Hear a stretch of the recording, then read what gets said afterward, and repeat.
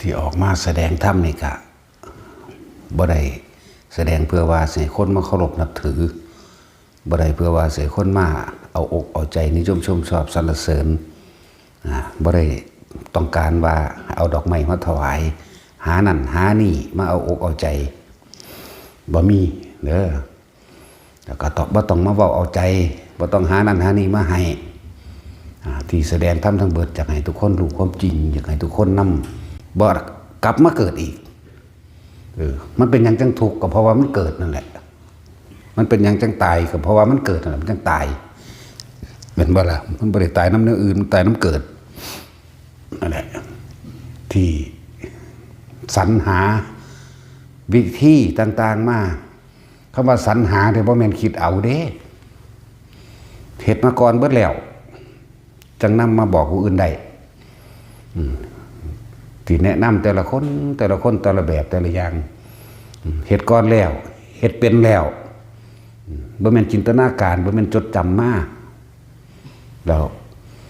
จังสิเอามาบอกแบบนั้นแบบนี้เด้เฮ็ดเป็นเบิดแล้วนั่นแหละ แต่ทุกคนที่เดินทางมาปฏิบัตินั่นนี่มาถึงแล้วก็แต่ลองฝึกเล่นๆนำเบิ่งดูมันก็เป็นอีหลีโลดนั่นบ่ล่ะแต่ละคนที่เดินทางมานี่มาหาหลวงพ่อนี่บ่แม่นว่ามาชมบารมีมาขอบุญมาให้อวยพรเอานั่นเอานี่มาถวายหรือมาเว้าย่องเอาอกเอาใจบ่ต้องการอันนั้นอยากให้ทุกคนฮู้แนวทางที่สินำตัวเองออกจากทุกข์เว้าสุดใจเลยนี่อยากให้สรรพสัตว์เบิดโลกนี่ไปนิพพานอย่างเดียวเท่านั้นเด้บ่จักได้หยังจักบ่ล่ะบ่มองมันสุดเลยทุกชีวิตสรรพสัตว์ทั้งปวกทั้งให้กี่ไอเดือนพุ่นละสิภาษาหยังกับคนอยากให้ไปนิพพานอย่างเดียวบ่อยากให้มาเกิดอีกที่นำวิธีนั้นวิธีนี้มา ให้ทดสอบให้ทดลองแล้วค่อยให้ฮู้เห็นโดยตัวเองเด้มันบ่มีผู้ใดเฮ็ดให้ไผได้เฮาบ่อาจสามารถเฮ็ดให้ได้คนผู้นั้นต้องฝึกหัดเอาเองเมื่อเป็นเอาเองแล้วเชื่อหรือบ่เชื่อเป็นเชื่อหรือบ่เชื่อก็อยู่นำผู้นั้นแต่เฮาบอกวิธีให้ได้ถ้าเฮ็ดตามปึ๊บก็เป็นเบิดทุกอย่างคือกันแม่นบ่ล่ะ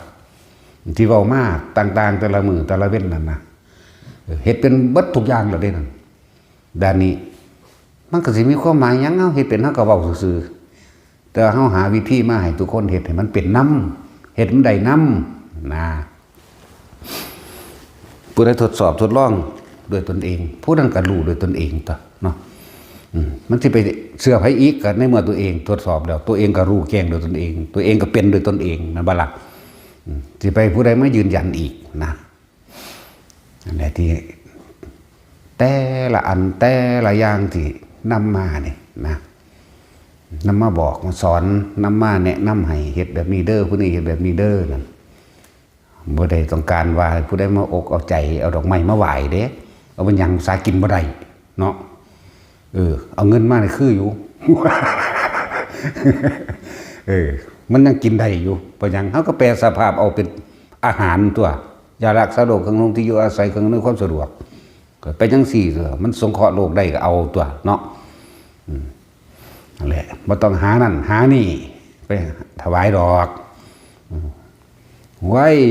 ขึ้นนิพพานให้เห็นกับหูกับตาเฮานี่ก็ไข่ไว้นี่เนี่ยมักนี่ก็บ่นี่คือสิ่งที่พอใจที่สุด ผู้นี้บรรลุอรหันต์แล้วสิเอ้ยถูกใจคักบ่ต้องหาแนวมาให้นะนั่นแหละเอาไปหยังแนวมันเป็นประโยชน์ตัวอย่างว่าที่แนะนำไปเบิดทุกอย่างคนป่วยเด้อคนป่วยก็บอกให้ฝึกหัดฟังธรรมไว้อย่าพึ่งมันตายก่อนฟังเดือน1 2 เดือนหรือเพียงแค่อาทิตย์เดียวนี่ก็มีผลเห็นผลหน้าฟังโลดฟังบางพอนี่แหละมันได้หัวไปนำเนาะเวลาด่าคนเด้ นั่นแหละฟังไปเรื่อยคิดใครควรพิจารณาไปนำตัวมันตรงกับความรู้สึกเจ้าของตรงกับประสบการณ์จริงในชีวิตจริงของเจ้าของบอกเห็นไหมล่ะนั่นแหละธรรมแปลว่าความจริงของเจ้าของค ความจริงที่เพิ่นนำมาแสดงก็เว้าเรื่องของพวกเจ้าเองแหละตัณหาอันเดียวกันเบิดเพียงแต่ว่ามันคิดบ่พอความเห็นแก่ตัวหรือความบ่ยอมรับผิดเนาะบ่ยอมรับความจริงบ่ยอมรับผิดถ้าเพิ่นเว้าแล้ว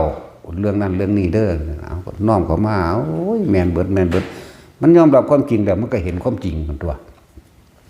เห็นความจริงของเจ้าของเมื่อมันเห็นความจริงของมันก็เห็นทางของเจ้าของมันก็เอาตัวเองออกจากการเวียนว่ายตายเกิดได้ตัวนั่นแหละหลายอย่างที่แนะนำของเล่นฝึกกระดาษออกจากผ้าเด้อฝึกทรงชาติจับจุดวันลมเด้อนิ่มนวลแบบนั้นแบบนี้ทุกคนสามารถเฮ็ดได้เบิดเด้อันนี้บ่แม่นเฮาเว้าซื่อๆเด้เฮาสิบอกเอาเฮ็ดแบบนี้มันเป็นเราเองดอกเจ้าสิไปถามไผก็มันเป็นเราเองเนาะก็สิมาถามอีหยังอีกบ่เชื่อก็สร้างแล้วเจ้าเป็นผู้เฮ็ดเอาเองเฮาก็ได้แต่บอกวิ่งเฮาอยู่ไกลๆไปเฮ็ดกระดาษจากผ้าก็ดีเฮ็ดก้อนหินเฮ็ดปากกาเฮ็ดนั่นเฮ็ดนี่ใหญ่ขึ้นเอาของที่เอาก็ออกจากผ้ามันก็ได้อีหลีบัดก็ทดสอบเอาตัวเองออกเอาเองเด้อเนี่ยเขาก็บอกน้องเฮ็ดเป็นเบิดนั่นแหละเขาจังมาบอกนั่นบ่ล่ะนั่นแหละจังว่า มันยากอยู่เด้สิมีคนถอดออกมาหากุศโลบายวิธีต่างๆเพื่อสิให้ทุกคนผู้นั้นพิสูจน์ตัวเองได้มันพิสูจน์เฮาเด้บ่ล่ะนั่นแหละคือแนะนำคนป่วยจังสิพวกเจ้าฟังธรรมเด้อฟังองค์ใดก็ฟังนะฟังที่เพิ่นสอนเกี่ยวกับพระกรรมฐานนี่เกี่ยวกับปฏิจจสมุปบาทเกี่ยวกับการฝึกอานาปานสติต่างๆนี่ฟังไปคนที่ป่วยอยู่แล้วนี่ก็สิมีสีหน้าผ่องใสขึ้นบ่ได้กังวลเด้เพราะว่ามันสิค่อยๆยอมรับความจริงคนป่วย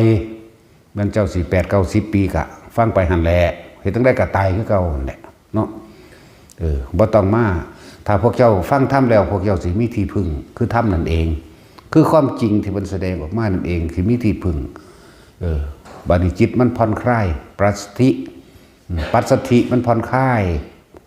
คือมันยอมรับความจริงความคิดมันบ่แล่นหาบ่ดิ้นรนบ่กังวลบ่กอดแกว่งมันยอมรับแล้วลูกเต้าเล้าหลานเขาก็บ่กังวลตัวเองก็บ่กังวลลูกเต้าเล้าหลานผู้ดูแลก็บ่กังวลอยู่สบายขึ้นจิตใจมันก็ผ่องใสขึ้นร่างกายมันก็ออร่าออกมาเองดอก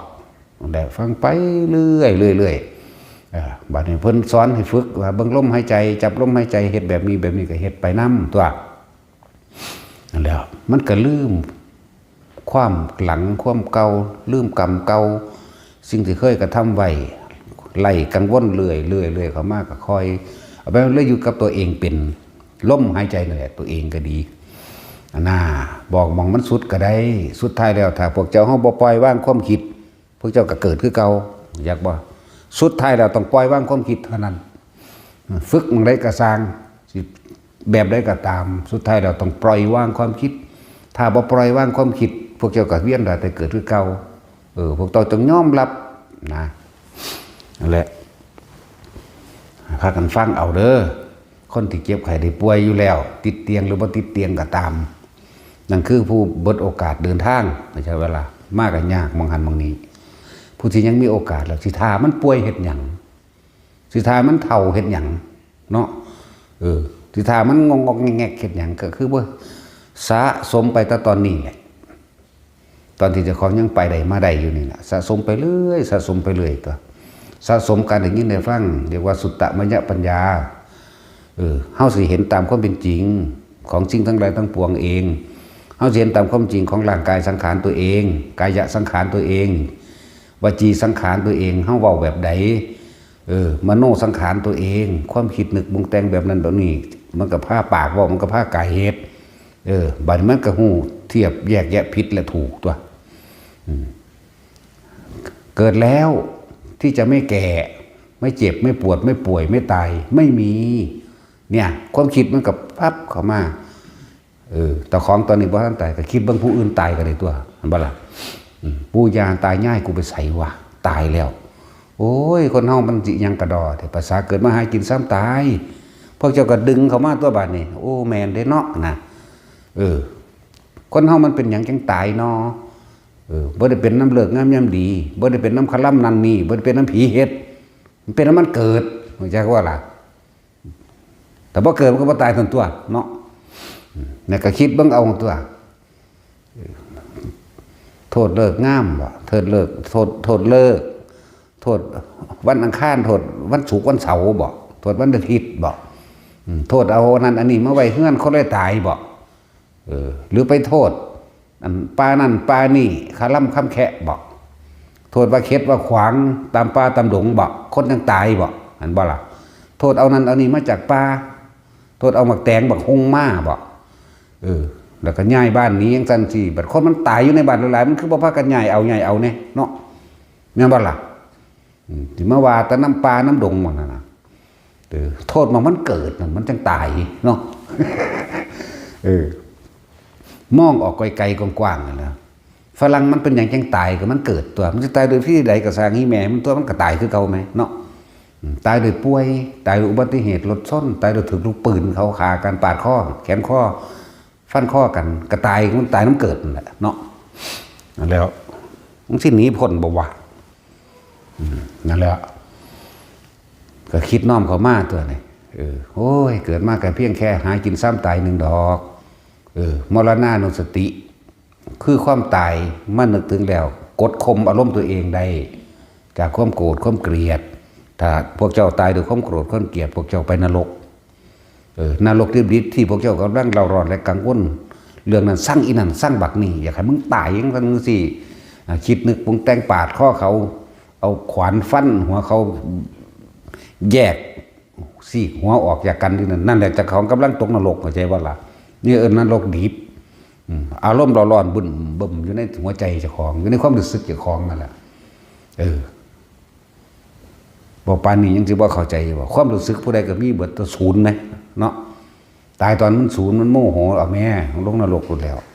ตายตอนมันคิดอยากได้นั่นอยากได้นี่ก็เปรตตายตอนนั้นที่มันจะอวดอ้างสมบัติเจ้าของอวดอ้างลูกเจ้าของง่วอวดอ้างควาย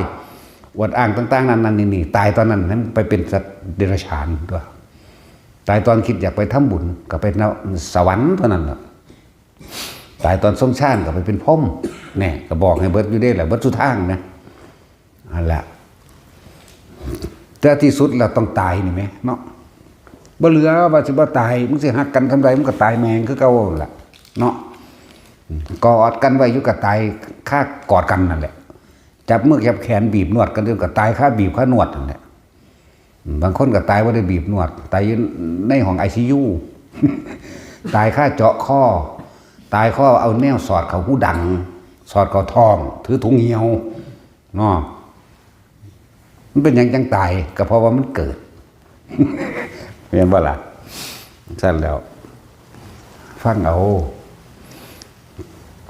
มันเป็นอย่างจังเกิดมันเพราะว่ามันอยากความคิดของพวกเจ้าล่ะปรุงแต่งคิดนึกอยากได้นั่นอยากได้นี่แต่ว่าปรุงแต่งมันบ่เข้าใจอยากได้อันนั้นอยากได้อันนี้เห็นตั้งแต่กูสิได้นอแล้วก็คิดหาตัวความอยากได้นั่นอยากเป็นนี่คิดหาแล้วนั่นนี่ก็แสวงหาหมดแสวงหาในระหว่างการแสวงหาในการไปคบค้ากับสมาคมผู้คนนั่นเนี่ยก็มีการปะทะฆ่าร่วมซึ่งกันและกันนั่นแหละเกิดบ่แม่นตายเดี๋ยวจังไปเกิดมันเกิดก่อนตายจากบ่นี่พบมันนั่นแหละความคิดไปเรื่องนั้นเรื่องนี้วาดภาพจินตนาการนั่นแหละจิตแปลว่ามีที่ตั้งจากว่าล่ะจิตเป็นจังใดผู้ใดจะคงคิดถึงเฮือนเดี๋ยวนี้ก็เห็นเดี๋ยวนี้นั่นแหละจิตไปตั้งอยู่เฮือนนั่นแหละเพราะว่าไปคิดถึงสิ่งนั้นสิ่งนี้วาดภาพจินตนาการปรุงแต่งไปเรื่อยนึกคิดไปเรื่อยอยากเห็นเป็นแบบนั้นแบบนี้อันนั้นแหละพบมันเกิดเราเด้นั่นแล้วจังสั่นแล้วเห็นจังได้กระสร้างหน้าตายแมงก็เอาเบิ้ลไผก็ดีสิไปเงินไผเนาะผู้ใดหนีรอดมันเบิ้ลในมีเด้หาแล้วคนก็โทษสารพัดนะไปตะกี้ว่าคนตายนอกบ้านตายหงตายหาเขามาในบ้านบ่ได้คล่ำสิได้คนตายต่อกันเนาะหรือว่าไปเอาของมาจากศาลเจ้าปู่ตาหอเจ้าบ้าน หรือสถานที่ที่เขาซาลือกันว่าเขตขวางเขามาบ้านได้เห็นเป็นคนตายเลยไปโทษผู้เอามาอย่าไปโทษเขาโทษมึงเกิดหันแต่มึงบ่เกิดมึงก็บ่ตายทั้งตัวเนาะ สิไปโทษเขาเฮ็ดหยังคือเขาโทษเขาว่าโทษเป็นน้ำเอาหมักแตงมาตวัดว่าซั่นโอ้ยอีห่ามึงเอ้ยหมักแตงอยู่ว่ามึงคือบ่โทษว่าจะเอาเงินมาได้คนสิตายเนาะคือบ่โทษเอาเงินเขาเงินเนี่ยมันสิตาย อีหลีนั่นแหละโอ้ยซื้อทองเขาเงินแล้วคนตายคือบ่โทษเอาเงินเขาเงินแล้วเงินเดือนออกแล้วตายจังซี่คือบ่โทษเอามาให้กู เนาะตัดสินเอาแมงวัดเองเงินแหละทองของหน้ากายแต่ว่ากูอยากได้คือเก่าแหละ เพราะต้องสร้างประโยชน์ได้ได้หลายอันหลายอย่างโทษออกตั้งแต่แนวอื่นบ่ได้โทษว่าเจ้าของเกิดเนาะเป็นน้ำผู้นั่นเป็นน้ำผู้นี่แล้วก็ไปโทษผู้นั้นเป็นปอบปอบก็คือคนกินดิบนั่นน่ะกูคงเป็นคักด้วยตะกี้สดกุ้งสดดิบทั้งปลาซิ่วพร้อมเนาะบักหอยโข่งตะกี้บักหอยเฉลือมันมีเด้เดี๋ยวนี้มีแต่หอยเฉลืออย่างสิอย่างแกะลงสดอยู่กวาบอยู่ซั่นอีปูน้อยแกะลงโอ้ยโหดเหี้ยมคือหยังนี่ ยำกินว่าซั่นควาบอยู่หามึงนี่บ่แล้วก็น้ำลายใหญ่เด้เนาะตัดสินแต่กินบ่เจ้า นั่นแหละหาโทษนั่นโทษนี่ผู้นั้นเป็นปอบผู้นี้เป็นผีผู้นี้เป็นนั่นเป็นนี่แต่ของกำลังเป็นหนึ่งบ่หูเนาะแล้วฟังธรรมเด้อพวกเจ้าเกิดมากกับเพียงแค่หากินซ้ำตายพวกเจ้าจงทำความยอมรับปูของปูเจ้าไปใส่ถ้าเป็นผู้ปูไม่อยู่ก็ดีนะว่าล่ะแล้วพ่อของพ่อตาของตาไปใส่ย่ายของย่ายไปใส่ย่าของย่าไปใส่ก็ตายเบิ่นตัวตายเพราะว่าหยังตายเพราะว่าเพิ่นเกิดเนาะถ้าบ่เกิดก็บ่ตายเด้ล่ะแล้วเฮ็ดจังไดบัดนี้เฮาสิมีชีวิตอยู่นี่สิบ่กลับมาเกิดต่อความตายเฮายอมรับมันอยู่แล้วตายยามใดเฮาก็ยินดีเห็นมั้ยแต่ว่าจะบอกว่ามาจากตายเฒ่าเด้ ตายเดี๋ยวนี้ขณะนี้หังดีจักว่าล่ะเฮ้ยยากกระดอกโซเซเสียเอาบักลอยก็ปีข้างสั้นงับไปใส่ก็ได้เขาป้อนเขาทั้งทองทั้งดังทั้งข้อบอกเนาะนั่นบอกทั้งที่ขังนั่นบอกทั้งที่ดีบอกจากเงินเบาอยู่นี่ นั่นแหละผู้ใดก็อยากได้แต่อายุยืนเขายายผู้ขาเจ็บป่วยเด้อยายให้ผู้ขาอายุยืนเด้อสั่นโอ้ย98 ปีถึงสิยืนเป็นหัวใจอีกเนาะนั่งสั้นแล้วคิดเบิ้งในไปยังไปกันเลยนั่นแหละ ฟังเอาเรื่อยๆแล้วก็ยอมรับบ่ยอมรับก็สร้าง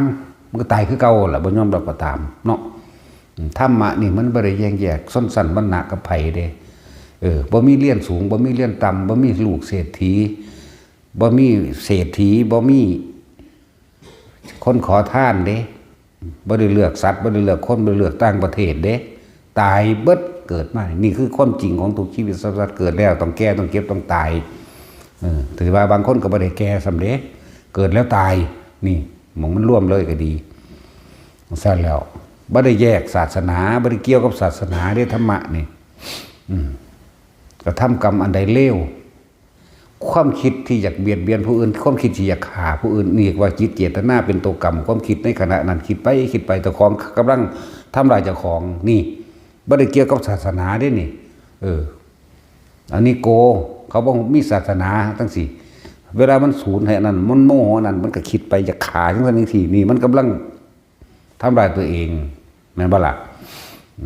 มันสั่นตัวคนก็คือกันตัวเจ้าบ่ได้นับถือพุทธก็สร้างเจ้าบ่เข้าใจก็ตามเรื่องพุทธนี่เนาะคิดจะฆ่าคนจะฆ่าผู้นี้อยู่น่ะสูญอยู่ในเองตัวเองได้โมโหเองเราร้อนเผาเจ้าของนั่นแหละธรรมะมั้ยนั่นแหละความจริงมั้ยเฮ็ดจังได๋สิออกนี้จากสิ่งเหล่านี้ได้เฮ็ดจังได๋สิบ่มาเกิดนะสัตว์มันก็โมโหเป็นคือกันเด้แม่นบ่ล่ะนั่นมันศาสนาบาดนี่สัตว์ก็เลยไปกวนหมามันดีๆแม่มันจื้อได้คือหยังนี่เด้มันสิลอยหลังมันสินำเอาคือกันมันก็คิดคือกันเด้มันสร้างหมาก็สร้างเป็นงัวควายก็สร้างเด้มีความคิดทั้งนั้นเด้ ลิงมันไปกวนมึงแม่มันบ่ทื่นขึ้นหลอดวากใส่เจ้าหลดแล้ว งูมันเอาแม่มันไปตะมันบ่เป็นหยังเด้ล่ะแล้วก็เอาเนี่ยไปตีมันเบิ่งแม่มันบ่โดดซักใส่โดดเนาะนั่นแล้วมันก็มีความคิดคือกันนั่นแล้วจังซั่นสัตว์เดรัจฉานเกิดมาเท่าใดก็ตายเท่านั้นคนเกิดมาเท่าใดก็ตายเท่านั้นตัวเทวดาเกิดเท่าใดก็ตายเท่านั้นแหละบ่ได้เกี่ยวกันล่ะนั่นแหละนี่ฟังเบิ่งสำหรับคนที่ป่วยผู้ดูแลอยู่นั่นก็เปิดธรรมะให้ฟังแล้วก็คอยฝึกหัดให้เขาเจ้าอยู่ด้วยตนเองลำพังตัวเองได้บ่แม่นว่าคอยให้ผู้เขาเฝ้าเขาก็บ่มีเงินในการทำมาหากินในการที่มาซื้อนั่นซื้อนี่ให้บางทีก็ด่าเขาเว้าเขาคมนั่นคมนี่นี่เราคุ้นเขามั่งเนาะสารพัดแต่สิเว้าแต่สิไปบนจมให้ผู้อื่นแต่ว่าลูกนี่ละคุณอีนี่ละคุณพ่อแม่มันก็นี่ละคุณเป็นคือกันล่ะแต่บ่มีธรรมหรอกบ่ล่ะลูกบางคนเป็นอภิชาติบุตรคุณธรรมสูงกว่าจนเทียบกันบ่ได้พ่อแม่เป็นอวตารบุตรมันจะบ่อวชาติแปลว่าต่ำเกิดเพราะว่ากรรมรวมกันแม้เพียงเล็กน้อยมาเกิดน้ำกันซื่อเด้นั่นแหละอภิชาติบุตรลูกสาวลูกไส้แต่ละคนบางที่เขาก็มีคุณธรรมหลายกว่าเขาย่านเขาเสียคุณธรรมเขาก็เฮ็ดเอาอกเอาใจว่าสั่นจักพิษจักสื่อเขาก็เฮ็ดนำอยู่พอสำนั้น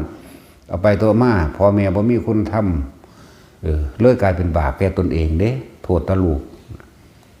มันมีมานานแล้วได้เรื่องจังซี่นั่นแล้วโทษเดี๋ยวว่าตะลูกนี่ละคุณหลายพ่อแม่ก็เล่นละคุณคือกันนั่นแหละทั้งสั้นแล้วเรื่องจิตใจมันธรรมดาเด้สำหรับลูกกตัญญูเขาหูผิดอยู่ได้แต่ว่าเขาเหตุนำเขาบ่อยากให้พ่อแม่เสียใจแต่ว่าพ่อแม่กับบาปเองเด้อว่าธรรมดาเด้ออันแล้วบาปเองคือกันอันใดที่มันผิดแต่เขาบ่เอาเงินให้ซื้อเหล้ากินบ่เอาเงินไปเล่นการพนันบ่เอาเงินให้เฮ็ดอีหยังที่ไปทำลายผู้อื่นว่าเขานี่เราคุ้นบ่แม่นเด้ถ้าเขาเอาให้เนี่ยเขาเอาให้โดยเจตนาอื่นได้บัดนี่ไว้เจ้าซื้อกับข้าวกินไว้เจ้าจะซื้อหยังกินเจ้าก็ซื้อแล้วเด้อเจ้าก็ไปจ้างคนไปฆ่ากันเจ้ากำลังนี่เราคุ้นเด่นนั่นแหละถ้าบ่เฮ็ดนำก็ว่าให้มันนั่นบ่ล่ะสั่นแล้วอยู่ที่เจตนาเขาได้เขาให้เขาบ่ได้ส่งเสริมสนับสนุนให้ผู้ใดกินเหล้าเล่นการพนันดอกแต่ว่าเจ้าของเอาไปเฮ็ดเองเจ้าของก็บาปเอาเองเด้นั่นแหละถ้าบ่เขาบ่เฮ็ดนำมาด่าเขาได้บัดนี้เนาะด่าเขาแต่ของกับเผาตัวเองในความรู้สึกอันนั้นแล้วปากขึ้นอีเนละคุณว่าท่วงตะบุญคุณเลี้ยงมาเนาะก็สิเลี้ยงมาเฮ็ดหยังเลี้ยงมาท่วงบุญคุณเนาะนี่คือคนบ่เข้าใจบุญกุศลคนบ่เข้าใจธรรมะมันสิท่วงตะบุญคุณสิจักเอาเปรียบอย่างเดียวเนาะเขาก็เลี้ยงปกติของเขาก็ดูแลเป็นปกติของเขาอยู่แล้วบางที่มันก็เกินไปเด้เฮาเห็นมาหลายๆเนี่ยหาสรรหาคำบอกมาใส่บ่ถึงซื่อดอกบางที่ก็อยากถ้ามันมีคำเว้าที่เหมาะสมก็เว้าไปเบิดนะว่าบ่ได้สะอ่อนไผดอกเนาะแล้วพ่อแม่ก็นี่ละคุณนี่ก็แม่นเด้ล่ะนี่ละคุณลูกคือกันแหละที่ว่าตะลูกนี่ละคุณหลายเดี๋ยวหลายอย่างก็ได้ที่คนบ่เข้าใจความจริงโดยธรรมะบัดนี้ลูกนี่ละคุณเป็นไดมันขอเงินซื้อยาบ้ามาให้กินเนาะไม่กินถ้าบ่ให้มันก็สิฆ่าเอานี่ก็เว้าความจริงอันนึงฆ่ามันก่อนเจ้าบ่บาปซ้ำรู้จักบ่ล่ะ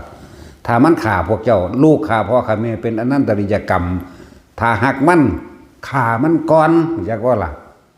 เข้าใจบ่นี่มันตกนรกเป็นอสงไขยมันฆ่าพ่อฆ่าแม่พ่อแม่ฆ่าลูกซ้ำกันก็จีตะแตนกินนั่นแหละอยากว่าล่ะนี่ก็บ่มีไผกล้าเว้าอยากบ่แต่ความจริงเขานำมาเว้าทั้งนั้นแหละอยากให้ฮู้จักบัดนี้มันไปฆ่าผู้อื่นมันไปทำลายผู้อื่นอีกเสียเงินไปน้ำมันอีกนั่นบ่ล่ะพวกแม่พ่อแม่ส่งเสริมลูกที่จริงเขาก็บ่ได้ส่งเสริมดอกแต่ว่าลูกนี่แหละคุณอันนั้นเป็นจังซั่นนี่แหละถ้าผู้ใดหักลูกมันเป็นประทัวอะไรก็ฆ่าแมงโลดยากหยังวะ เอาความจริงเด้นี่ถ้ามันฆ่าพ่อฆ่าแม่มันเป็นอนันตกรรมตกนรกเท่าไหร่เด้น่ะถึงสั้นแล้วอย่าปล่อยมันฆ่าแม่ฆ่ามันโลด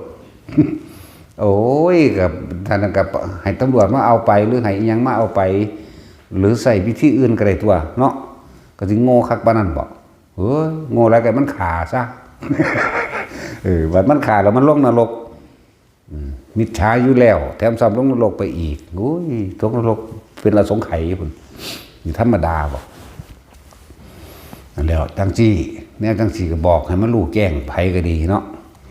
อันใดมันเป็นความจริงเขานำมาเว้าเบิดแล้วบ่เงิดไผดอก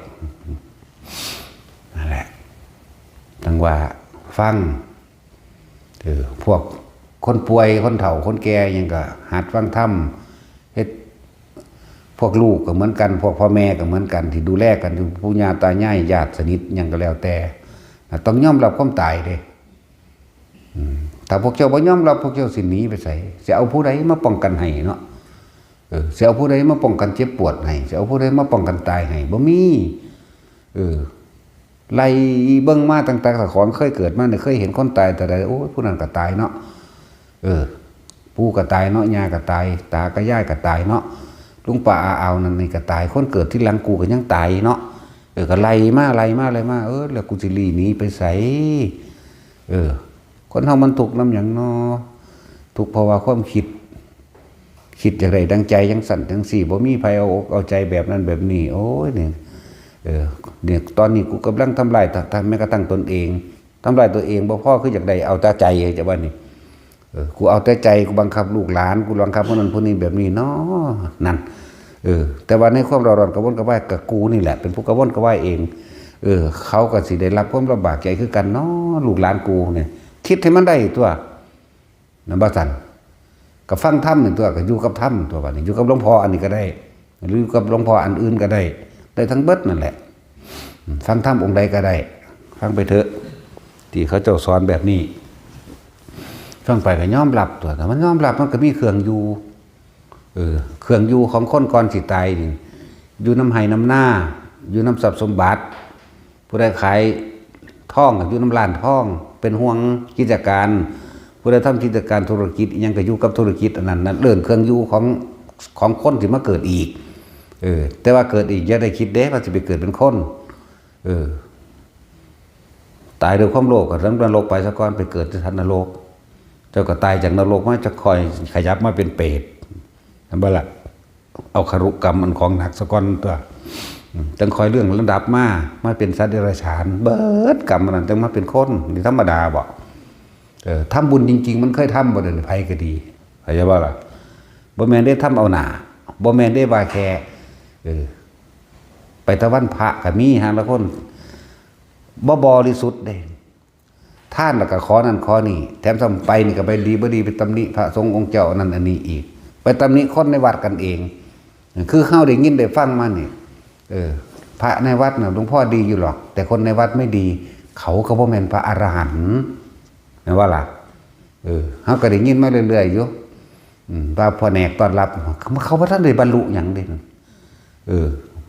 เนาะจังซี่ก็มีหลายวัดที่เขาตำหนิกันของเฮาก็ตำหนิมากคือกันนั่นนะแผนกต้อนรับคนปรับปรุงนั่นนะบ่แม่นสถานที่บริการวัดต่างๆบ่แม่นสถานที่บริการหรือเอาอกเอาใจไผบ่ได้ทำธุรกิจเข้าใจบ่ล่ะเนี่ยให้เขาปรับปรุงอีหยังเจ้าของหั่นปรับปรุงเจ้าของเจ้าของนั่นคิดเบิ่งเด้อเคยมาทำหน้าที่ดีคือเขาบ่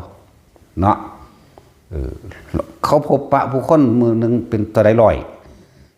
มันดีตัวแต่ว่าที่จริงแล้วคือเขาก็เว้าดีกับทุกคนนั่นแหละแต่ตัวเองนั่นบ่ถูกใจเองเนาะจังซี่แหละผู้มาก็คือกันเด้ออย่ามาตินั่นตินี่แต่จังดีไปลองเฮ็ดเบิ่งลองเฮ็ดคือเขาเนาะนั่นแล้วหลายอยู่ที่ไปตำหนิ บ่แม่นเฉพาะที่นี่บอกเตือนโดยทั่วไปว่าเขาปากบ่ดีจังซั่นจังซี่แต่มึงดีมาเกิดหาแม่มึงหยังเนาะโอ้ยลูกเขาอีหานี่ ขนาดมาเฮาก็ด่าคือเก่าเด้บ่ได้ว่าสิผู้ใดมายกย่องสรรเสริญเอานั่นเอานี่มาให้เด้เบิ่งเจ้าของนั่นเบิ่งอารมณ์เจ้าของเบิ่งความคิดเจ้าของ เบิ่งการกระทำของเจ้าของรวบมาแต่เกิดมึงดีซำใดเดี๋ยวนี้เนาะนี่เฮ็ดนำคนซำใด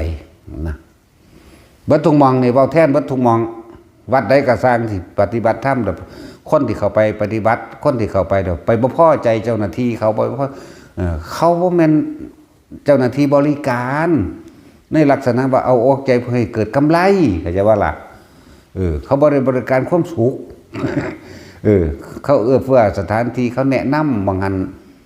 ไปพักกุฏินั่นทิศนี้แต่บ่มีหมอนบ่มีผ้าห่มเขาก็หาให้ลองมาเฮ็ดคือเขาเบิ่งเด้อไผก็เลยดังนั้นแล้วทุกมองนี่เว้าแทนทุกสถานที่ที่คนเดินทางไปแล้วไปตำหนิแต่ว่าล่ะนั่นแหละนี่ก็ปรับปรุงตัวเองตัว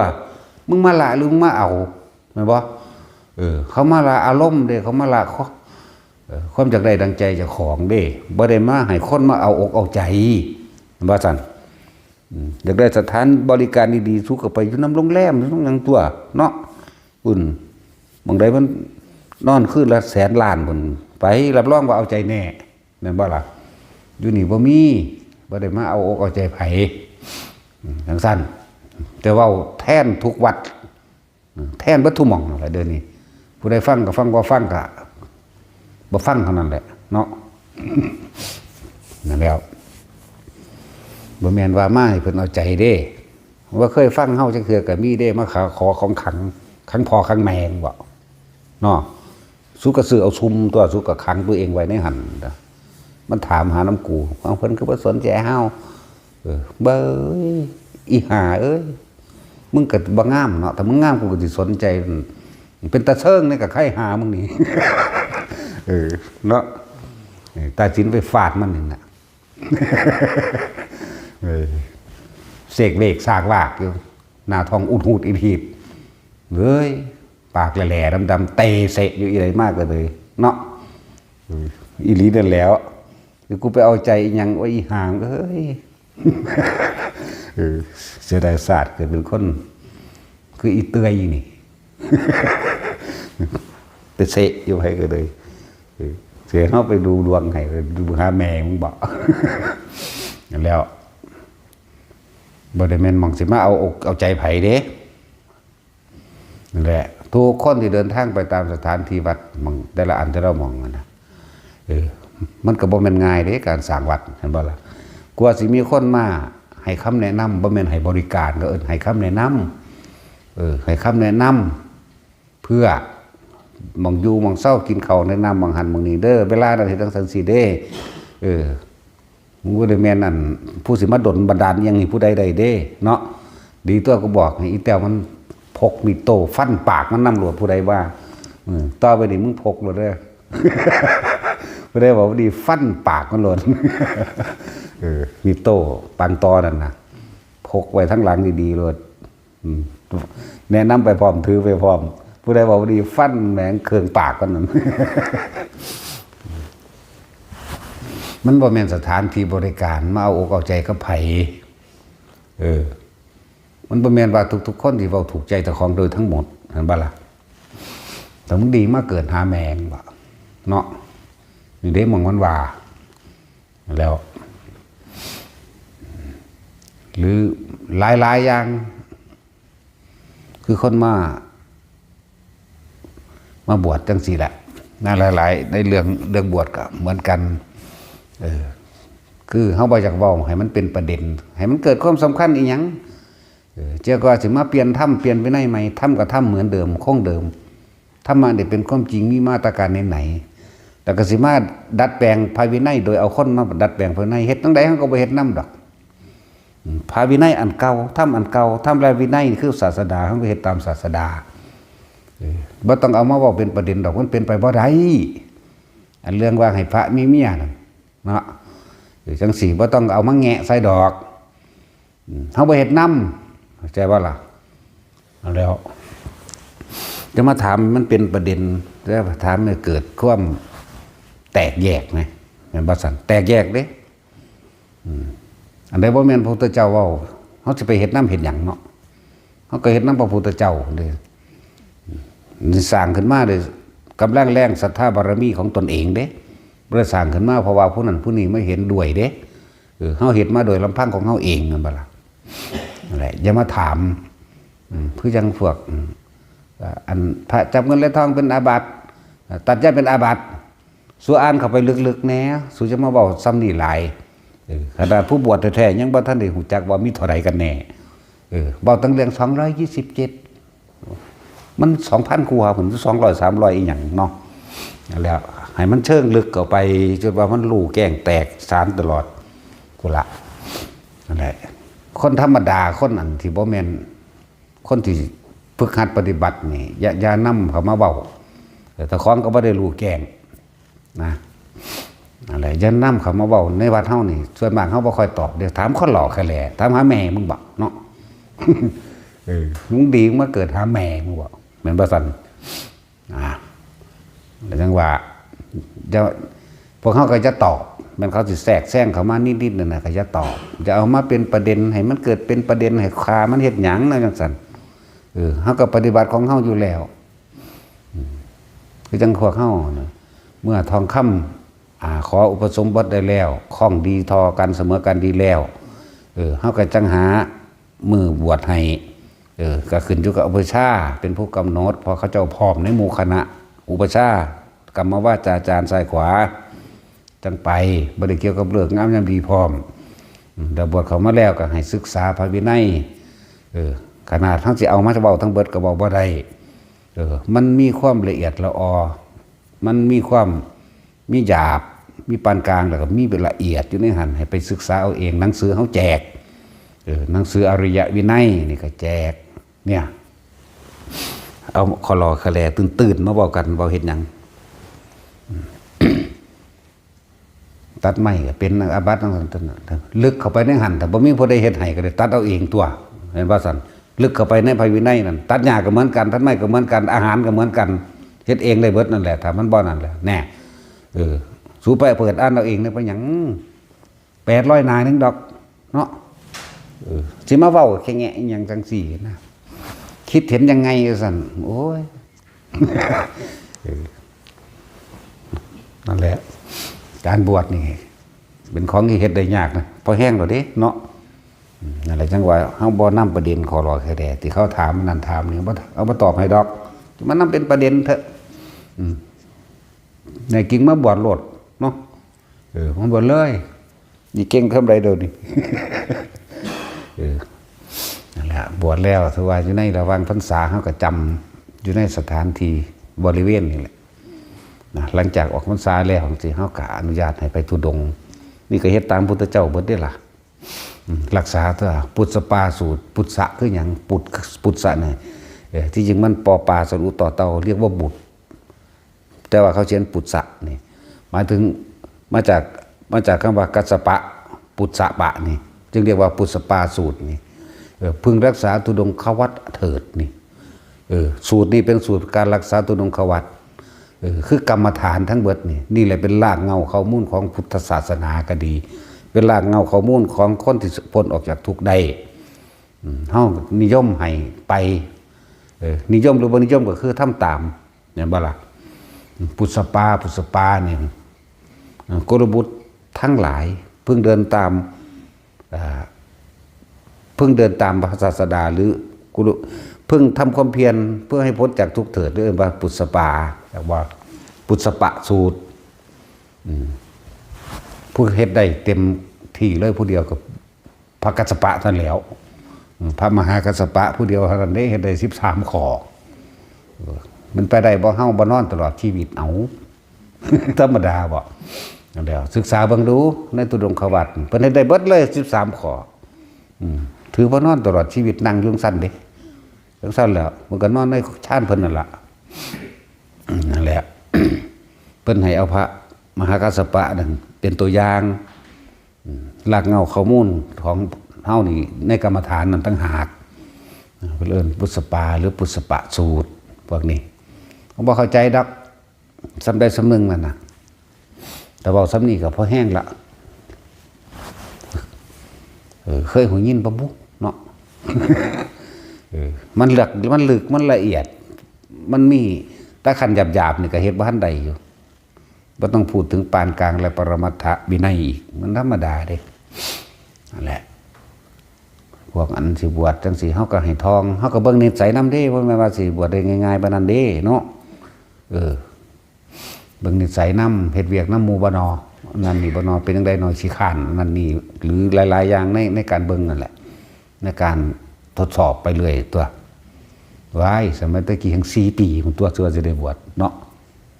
นั่นแหละก็เฮ็ดไปเรื่อยนั่นแหละปลดมันกระทองไปอย่ามาเฮ็ดตามใจเจ้าของคือบางคนมาพอปึ๊ดอยากบวชเขาเดี๋ยวนี้เขาบ่ทันรู้จักหยังอยู่ทองเอาเองซะก่อนแหน่ทองแล้วก็เบิ่งคำแปลมันก็มีอยู่ดอกเบิ่งโอ้มันยากปานนี้ตัวก็รู้จักตัวบัดนี้นั่นแหละแม่นสิบวชเดือนนึง2 เดือน3 เดือนก็ให้มันได้เต็มที่เฮ็ดให้มันเต็มที่อย่าเฮ็ดเสียเจ้าของกรรมอันใดก็สร้างเฮ็ดลงไปแล้วเป็นของเจ้าของบ่แม่นศาสนาเสื่อมบ่มีเสื่อมก็แล้วกันมันก็อยู่ของมันจังซี่มาตลอดธรรมบ่มีเสื่อมเด้ศาสนาธรรมอันนี้หนทางมันนี่ผู้ใดปฏิบัติตรงต้องถูกผู้นั้นก็บรรลุไปเลยเด้ผู้ใดบ่ถือกับผู้นั้นแหละข้างค่าผู้นั้นแหละต้องไปสดใสเองแม่นบ่ล่ะบ่มีเสื่อมเด้เสื่อมก็เสื่อมเจ้าของเสื่อมจากความบริสุทธิ์จากบาปนั่นแหละจังว่าเฮ็ดไปฝึกไปตัวเองไปนั่นแหละทุกอย่างที่นำมาบอกให้แต่ละคนเฮ็ดนี่นะคือเฮาเฮ็ดเป็นเบิดแล้วเฮาพิสูจน์แล้วแต่ว่าเฮาสิเอาสิ่งที่เฮาพิสูจน์มาให้เบิ่งว่าเอาเบิ่งบ่ได้ก็เลยต้องบอกให้ว่าพวกเจ้าเฮ็ดเอาเองเป็นเอาเองพวกเจ้าฮู้พวกเจ้าเห็นเอาเองแล้วสิเชื่อบ่เชื่อก็สร้างเด้แต่ของเป็นเองแหมก็เฮาจังแล้วบ่ไปถามไผอีกเด้เฮาบ่ได้สงสัยเด้พระธรรมอันนี้บ่สงสัยเด้พระวินัยผู้ใดเฮ็ดได้ก็บริสุทธิ์ไปพระธรรมแบบนี้ทางกุศลธรรมเฮาก็บ่สงสัยทางอกุศลธรรมเฮาก็บ่สงสัยเด้นั่นแหละให้ไปเรื่อยจ้ะหมู่อันตอบคำถามอันนั้นนี่เขาอยู่เรื่อยๆเฮ็ดให้มาเป็นประเด็นกันนะโอ้ยอันใดบ่เป็นไปเพิ่นน่ะก็จะเอามาตอบให้เป็นประเด็นเถาะเนาะเป็นประเด็นนี่ล้วนแล้วแต่เป็นการยุยงส่งเสริมให้เกิดความเข้าใจผิดและแตกแยกให้มีความเห็นต่างกันเด้นั่นเฮาเอาพระวินัยอันเดียวสิเป็นพระเถระรุ่นใดก็สร้างบ่ได้เกี่ยวกันกับอายุหลายบ่ได้เกี่ยวกันกับเจ้าสิเป็นเจ้าคุณพระครูหรือพระขี่ว่าล่ะบ่ได้สนใจมังหันเด้อันนี้เป็นพระอรหันต์อันนี้นี่พระเถระใหญ่คือพระอรหันต์อนุเถระลงมาอีกคือหยังพระอนาคามีพระสกทาคามีพระโสดาบันโสดามรรคนี่พระเถรานุเถระจากลำดับใหญ่สูงสุดคือพระอรหันต์ไล่ลงมาจนว่าฮอดโสดาปฏิมรรคนี่เขาจะเอิ้นเถระและเถรานุเถระจักว่าล่ะอันยศถาบรรดาศักดิ์ใหญ่ๆเว้ยถ้าผิดในพระวินัยน่ะก็มันขี้แล้ว บ่ได้เงิดได้บังหันเลยเขาบ่ได้สงสัยอย่างใดในธรรมในความจริงทั้งเบิดนี่ทั้งโลกุตระลงทั้งโลกิยะทั้งกุศลธรรมะและอกุศลธรรมะเขาบ่ได้สงสัยเด้ฌานสมาบัติ8ท่านก็บ่สงสัยกรรมฐาน40ก็บ่สงสัยบ่สงสัยเลยเพราะสงสัยแล้วมันเป็นเบิดแล้วแม่กล้าว่าเป็นเบิดพุ่นแล้วเนาะมันนั่งเอาให้ผู้ใดเบิ่งบ่ได้บัดนี้มาเฮ็ดนำเพิ่นแม่แม่นบ่ล่ะเพิ่นก็บอกได้เบิดอีกเฮ็ดแบบนี้บางนี้ค่าแบบนี้ไปแบบนี้มือไปแบบนี้แต่เฮ็ดไปฮู้ไปเห็นแล้วมันสิไปข้านกันได้จังไดเนาะนั่นแหละมีแต่มันบ่เห็นคือกันตัวมันยังขัดขานกันนั่นแหละประเด็นของชาวโลกอย่าเอามาใส่ใจเข้าใจบ่ล่ะแต่พวกบวชเป็นภิกษุเข้ามาแล้วมันก็ยังพอแห้งอยู่นี่ไปสนอีหยังกับคนคอลอยคาแหลมาถามคนนั้นคนนี้เนาะอะไรฮะยังว่าบ่เงิดจักคำว่าบ่เงิดบ่เด้อนี่ นั่นแหละคนป่วยหรือคนดูแลคนป่วยคนเฒ่าเอาธรรมะนั่นแหละให้เขาเจ้าฟังบ่มีอีหยังสิมีค่าสูงสุดยิ่งกว่าธรรมดอกเพราะมันเป็นเรื่องของตัวเองคุณค่าของคนก็อยู่ที่ใจเจ้าของนั่นแหละคุณค่าของธรรมก็อยู่ที่ใจเจ้าของนั่นแหละเจ้าสิไปทางเลวร้ายถ้าเจ้าบ่ฟังธรรมเพิ่นแสดงออกมาเจ้าก็ไปเลวร้ายไปทางดีเพราะว่าเจ้าได้ฟังนั่นแหละเจ้าต้องคอยแยกแยะความคิดออกหลักนี่เนาะนั่นแหละต้องฝึกหัดตัวเองต่อหรือว่าป่วยกับสังกสิทายมันป่วยเห็นอย่างเดียวนี่ไหมเนาะมันขาขาดซะก่อนหัวจังสิมาปฏิบัตินั้นตาบอดซะก่อนบอกหูหนวกซะก่อนบอก ให้เขาลากใส่เตียงแสงกมากเพิ่นพอ นั่นมันดีๆอยู่ก็คือบ่มาเฮ็ดเนาะนั่นเสร็จแล้วมันบ่ค่าหยังจักอย่างด้วยความตายความเจ็บความปวดความป่วยบ่ค่าเจ้าเฮ็ดธุระบ่ทันแล้วอย่าพึ่งธุระแล้วจังป่วยบ่มีทางเนาะธุระแล้วจังอุบัติเหตุจังแขนขาดบ่มีทางคือเขาเว้าแหละโอ้ยยากขอบ่มีเวลาดอกว่าซั่นขี่มอเตอร์ไซค์แหนออกไปรถส้มกันปะวะพุ่นสลบไปฟื้นที่โรงพยาบาลเขาตัดขาออกข้างหนึ่งแล้วก็มีมันคือบ่ให้เฮ็ดธุระแล้วซะก่อนจังป่วยจังบาดเจ็บเนาะใช่แล้วธุระแล้วก่อนปัดเฮียนแล้วก่อนบ่ใส่นี่แล้วก่อนบ่เกษียณก่อนบ่เนาะเว้ยตายก่อนเกษียณสิอึดอยากหยังพวกข้าราชการหรือทำงานนั่นนี่ก็ดีเนาะคนเป็นเบิดบุญเรียกว่าล่ะมันบ่แม่นเบิดบุญว่าคนตายเด้คนตายเบิดอายุ คนตายมันเกิดเรียกว่ามันตายเพราะว่ามันเกิดมันบ่แม่นตายเพราะว่านั่นนี่ดอกว่าตายเพราะว่าอันนั้นว่าหาโทษแต่สิ่งนั้นสิ่งนี้แม่นบ่ล่ะหลายคนที่โทษเกี่ยวกับสิ่งของคือว่าโทษเงินนะอุ้ยคนตายยังเงินเขาเฮือนคือมิตรบายเอาใบเอาไผก็เลยเนาะโทษเงินเด้อพวกว่านั่นน่ะแต่เขามาซอยงานศพหน่อยกันจนเฮ็ดตาแม่นใส่เขาอีห่านี่ว่าเพิ่นตายเพราะว่าเงินอย่าเอาจักว่าล่ะโทษว่าผู้นั้นเป็นปอบมากินมั่งโทษว่าเอาศพคนตายหรือเฮ็ดผิดประเภทนี้ผิดบ้านผิดเมืองผิดสารพัดผิดแม้กระทั่งบักแตงกูบาดนี่ผิดน้ำโซ่เงินหันเนาะเอามาให้กู อุ้ยตายเองดอกบาดเอาเงินเขาเงินเขาบ้านกันบ่คล่ำเอาไปเบิ่งเด้อมีผู้ใดเคยเว้าบ่แนวนี้พวกเจ้าเกิดมาตั้งพวกตายไปหลายๆแล้วก็บ่ได้ยินได้ฟังเด้มันตายเพราะว่าเอาเงินเข้าบ้านมีอยู่บ่ คือว่าหามเลยก็บ่คล่ำนะเนาะบ่เล็กไว้น้อยเคยยินว่าตายเพราะว่าเอาเงินเข้าบ้านเด้อ ลองเบิ่งดูเอาเข้าเอามาหากูนี่ จังบ่ตายส่วนตัวโทษเพราะว่าเฮ็ดผิดนั่นผิดนี่โอ้ยยังบอกอยู่ตายเพราะว่าเกิดบ่ได้ตายเพราะว่าเฮ็ดผิดนั่นผิดนี้แล้วยังอีกละที่เขาว่าหลายๆอย่างนั่นแหละ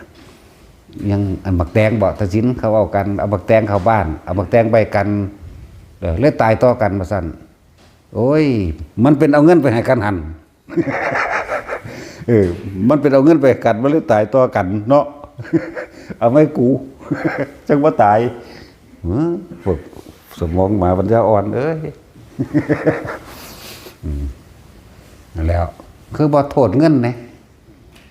ตายเพราะว่าหาเงินเข้าบ้านเอาแม่นดีๆได้นี่บัดนี้บางคนก็แล่นไปหาเงินทำงานอันนั้นนี่โดดส้นกันตายก่อนก็มีถึงยิ่งตายก็มีบ่ตึกไฟสดตายมีฟ้าผ่าตายน้ำท่วมตายนั่นนี่ตายเพราะว่ามันหาเงินเข้าบ้านเลย อย่างนี้แล้วลองเบิ่งแม่ตายเพราะว่าเกิดบ่ได้ตายเพราะว่าหยังดอก บ่ได้เกี่ยวกันสิ่งที่ปกป้องตัวเองมันสมควรแก่อายุไขก็คือสร้างบุญตัวให้ทานโดยว่าต้องไปหวังผลในทานจะไปแลกของจะไปแลกนั่นได้นี่หลายมันบ่เป็นทานมันเพิ่มทุกข์มันบ่ละบาปท่านเพิ่มทุกข์ท่านแล้วก็หวังผลในท่านสาธุเด้อผู้ขาถูกลอตเตอรี่ถูกรางวัลนั้นถูกรางวัลนี้ให้พ้นทุกข์พ้นยากบุญรักษาเทวดาคุ้มครองเนี่ยมันบ่เป็นบุญจักเม็ดเด่นนะมันเล่าหลอนมันกังวลอยู่ให้ผู้ขาอายุยืนไปหอดใสหรือยืนไปตายตัวเนาะสิยืนซ้ำใดหนึ่ง200 ปีมีจะคนบ่ดอนนี่บ่มีเด้นั่นแล้วผู้160 ปีมันมีอยู่เลยต้องบอกไว้ มีเดี๋ยวนี้ก็มีเดี๋ยวนี้ก็ยังอยู่นั่นแหละบ่เกินนั่นดอกหน้าเอาแม่เศร้าขี้เก่งทำไรวะ นอกจากอันนั้นอีกอย่างหนึ่งเด้อตั้งหากมันเหนือธรรมชาติ โดยปกตินะพวกเขาเจ้าเรียกว่าบำเพ็ญอิทธิบาทฌานภาวนาทั้งหลายเขาเจ้าคล่องแล้วที่อยู่เท่าใดก็อยู่ได้พวกนี้ทำพวกเขาเห็นบ่เป็นดอกแต่ผีก็ยานอยู่เนาะพอจะน้อยอันนี้เล็ก ขึ้นไปทดสอบผีอยู่บางหันละเด้อนั่นตาออกแสงคือไฟฉายดิเด้เดี๋ยวไปใส่ก็เป็น2 ตา 2 ไฟเด้พวกนี้มันเห็นหรือยังบุมันย่านว่าขึ้นไปสำหรับบักฮาก็เลย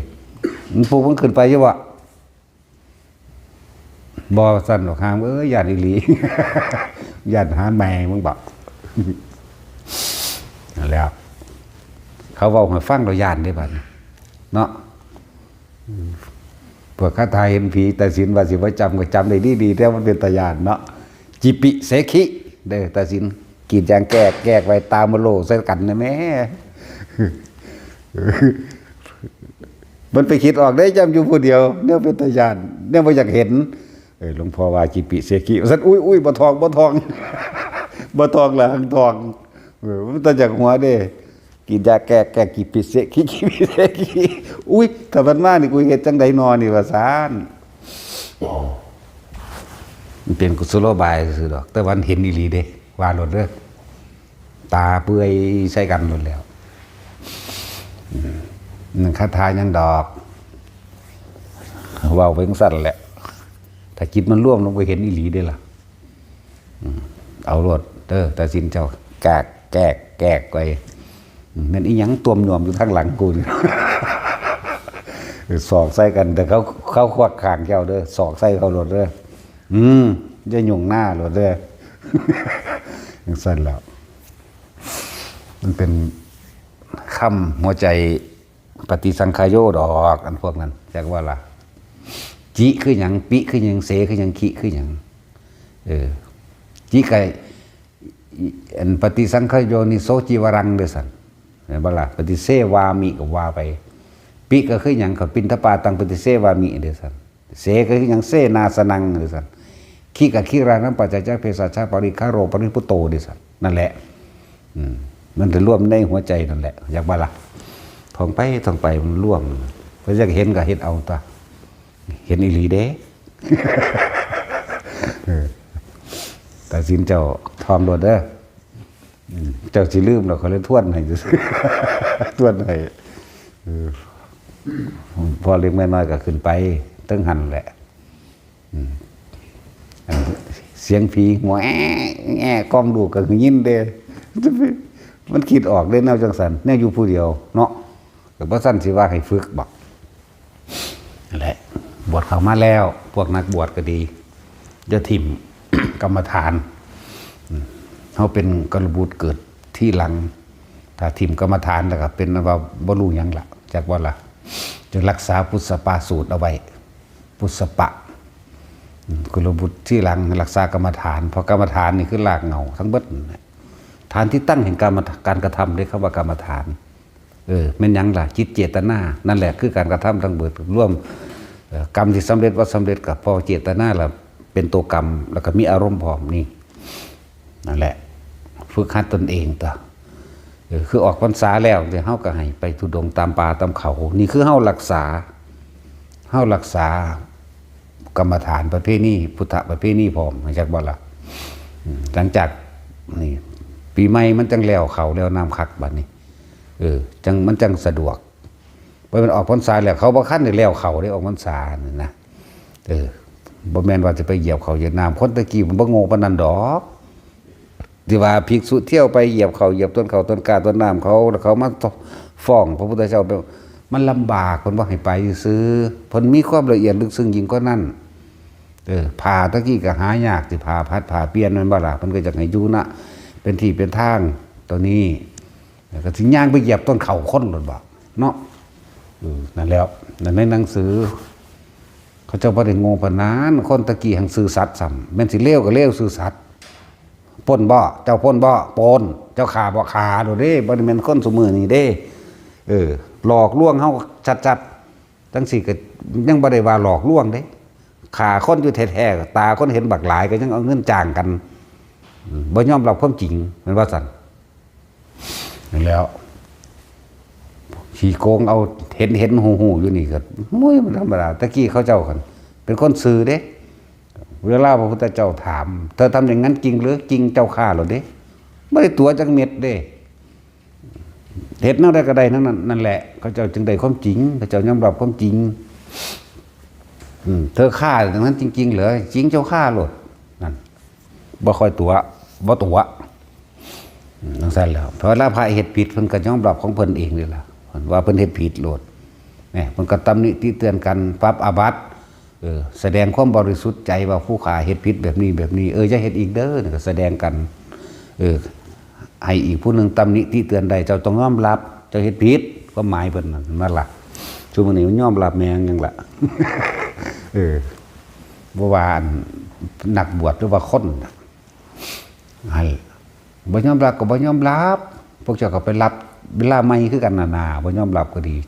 ถึงเมื่อบ่ยอมรับตามความเป็นจริงแล้วมันบ่ล่ะพวกเจ้าก็ไปรับคือเก่ารับตอนนี้ไถ่ถอนกันตอนนี้ยินดีให้เพื่อนภิกษุด้วยกันตำหนิได้แล้วก็เลิกแล้วกันไปกลับเจ้าไปรับโทษกรรมในนรกเอาแม่เจ้าจะเอาอันใดกันแน่เนาะนั่นแล้วลองเบิ่งไทยไหมวะตัวนั้นทั้งนักบาดนี้นั่นแหละทั้งตะกี้เขาเจ้าก็เลยได้บรรลุเร็วหลายเพราะเขาเจ้ายอมรับความจริงคนบ่มีสัจจะอย่าหวังว่าจะได้เห็นความจริงได้เข้าถึงธรรมคนมีสัจจะเท่านั้นมันจึงสิเข้าถึงได้จึงสิเป็นไปได้สัจจะนี่เป็นบารมีอันยิ่งใหญ่อยู่แล้วนั่นแหละ ฝึกหัดคือเฮานิยมให้ไปธุดงค์ให้ไปป่าคำว่าธุดงค์ก็ดีนิยมแบบนั้นอยู่นี่เฮาก็ฝึกเรียกว่าฝึกตนเองลองอยู่กับลมอยู่กับอุณหภูมิใดฝึกให้จิตมันตั้งมั่นบ่หวั่นไหวบัดนี้มันก็คุ้นชินกับนี่แล้วมันสิตายใจหรือว่าตายใจว่าเจ้าของบ่หวั่นไหวเห็นบ่บัดนี้ไปอยู่ป่ามันออกนอกสถานที่แล้วเบิ่งรู้มันสิควบคุมความคิดได้บ่นะมันอยู่กับลมมันอยู่กับอุณหภูมิตัวเองเป็นบ่หลังจากไปน้ำมูหลายๆอยู่วัดนี่ก็เป็นปกติอยู่น้ำมูหลายๆก็ปกติออกผู้เดียวตัวบัดนี้มันก็มีการหูเห็นนั่นนี่ขึ้นมาเบิ่งดูมันสิปกติบ่ปกติคือลมปกติคือจับบ่หวั่นไหวกับสิ่งที่มันมากระทบกระทั่งผีพะโวมาจังซี่แหมก็เบิ่งซื่อๆโดยบ่ได้มีความคิดอีหยังใดนั่นมันก็ละแล้วต้นยินเสียงโหยหวนกรีดหวีดร้องเสียงสัตว์โลกกรีดหวีดร้องมันธรรมดาเด้มันสิไปคิดน้ำเขาบ่หั่นเนาะพวกวีดวาดตัวนั้นบอกบ่ถูกเลยเฮ็ดเสียงบ่ถูกอันนี้ มันหลายคือเสียงคนหลายๆนี่บ่ว่าเสียงหญิงเสียงชายมันห้องพร้อมๆกันนี่เป็นมันหลายคือข้าวสารในกระสอบแหมพื้นแดงเถือกนี่ที่สิบ่เบียดเสียดคมสิบ่เขียดเฉียดกองกันเลยนี่บ่มีเด้ในนรกนั่นหลายขนาดก็เสียงเบิ่งดูมันสิเสียงหยังบัดนี้ขนาดนั้นแหละมันหลายอันเฮาไปอยู่ผู้เดียวเฮาถึงยินเสียงสัตว์นรกบ่แม่นเสียงตัวหนึ่งตัวใดเว้ยเต็มไปเบิดแล้วก็คอยแยกมานั่นแหละเป็นหยังคืออยากให้ไปตุดงเขาป่าเขาดงไปไปเป็นหมู่ถามว่าท่านมั่นใจก็ไปเป็นหมู่ก่อน5-6 องค์ 7-8 องค์ก็ว่าไปถ้าสิให้ไปหลายๆน้ำสาดงทางบ่ให้ไปจากบ้านล่ะเฮาต้องเอาป่าของจริงเขาป่าเลยทำเลยภูเขาเลยไปอยู่หม่องที่ทุรกันดารใส่ชีวิตลำบากเลยนี่ให้ไปแบบนี้ให้ไปแต่จะไปรอแหละน้ำทางบ่ต้องไปจากบ้านล่ะน้ำทางใกล้ๆบ้านเดี๋ยวเห็นบ้านเดี๋ยวสิบ่หยุดจะไปนั่นแล้วพุ่นเขาดงเขาป่าไปเลยห่างบ้าน 3-4 กิโลจังซี่นะกาวาเนี่ยพอบินบาทได้อยู่เลยก็เข้าปรากฏไผปรากฏมันสัญญาย่านอยู่ก็ให้พอเดียวเดียวเห็นกันซะก่อนก็ได้ดอกแล้วจังคอยแยกตัวเองออกมันเหลือสุดท้ายไปผู้เดียวได้ไปผู้เดียวได้มันก็เห็นนั่นเห็นนี่หลายอะไรอย่างในสัมผัสในรู้สึกเพราะว่าสิเป็นสวรรค์นรกเพราะว่าสิเป็นสิ่งต่างๆแปลกประหลาดในขณะที่เฮาไปทุดงนั่นน่ะ บัดนี้มันฮู้ในตัวเองดอกว่ามันบอกว่าในสุดท้ายแล้วมันก็ปล่อยวางความคิดออกบ่มีการสรุปความเห็นอารมณ์เกิดบ่ได้มันก็เข้าใจคำว่านิพพานคือหยังนั่นตัวแต่มันขนาดตั้งสั้นแล้วมันก็ยังอธิบายยากอยู่เห็นบ่ล่ะมันก็เลยเป็นบ่จักเว้ากับไผบ่จักถามไผเห็นบ่ซั่นบ่ไปหาไผอีกบ่เลยบ่แสวงหาหยังอีกแม่นพระอรหันต์อยู่ต่อหน้าเฮาก็บ่ถามจังซี่นะเพราะมันว่างความเห็นนะเข้าใจบ่นี่แล้วตราบใดที่เฮาบ่ว่างความคิดนั่นเฮาก็ยังเกิดเด้เฮาต้องว่างความคิดเห็นทั้งเบิดเข้าใจบ่นี่แม่นหยังสิเกิดขึ้นก็สร้างเวลาไปชุดเดียวเวลามันเปรี้ยวมันธรรมดาเด้ความเงียบในสถานที่ต่างๆแล้วบางที่เสียงนั้นพอวุบมากสิเพิ่งดูมันสิตกใจหรือว่ามันสิคิด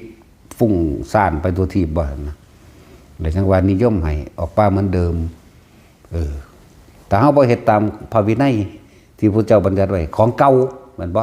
พระวินัยก็ต้องเก่าว่าพระวินัยบ่มีเด้อันนั้นสิมาบัญญัติขึ้นใหม่สิบ่เป็นของพระเจ้าเฮาบ่สนใจเด้เฮาบ่เฮ็ดนำเลยฆ่ากูซะโลดเด้